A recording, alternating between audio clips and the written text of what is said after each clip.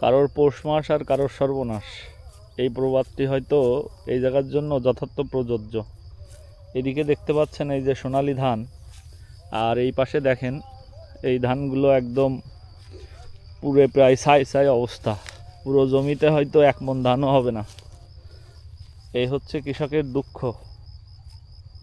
আর ঠিক এই পাশে দেখেন সোনালী ধান, তো এখানে তার যে খরচ, এই খরচের টাকা তো উঠবে না, বরং তার আরও লস। এই ধান বাড়ি হয়তো কিছু বিচুলি হবে, এই ছাড়া ধানের যে অবস্থা এখানে পুরোটাই চিটে, এখানে কোনো ধান নাই। এই যে দেখতে পাচ্ছেন এখানে কিন্তু সব চিটে এবং ধান পুড়ে গেছে।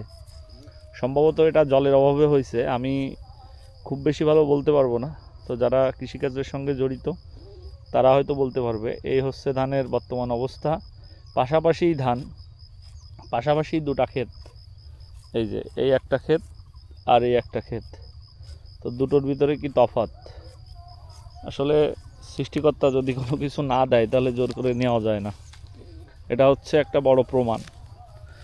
খুব কাছেই, মানে এই হচ্ছে আল, এই যে এই পাশের ধান এই অবস্থা, আর এই পাশের ধান এই অবস্থা।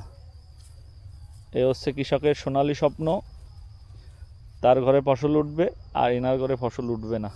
এটাই হচ্ছে তফাৎ, এটাই বাস্তবতা। আসলে কৃষকের মায়ের খাওয়ার শেষ নাই। তো সেই প্রবাদ বাক্যের যথার্থ প্রমাণ এখানে হয়েছে যে কারোর সর্বনাশ, কারোর পৌষ মাস আর কারোর সর্বনাশ।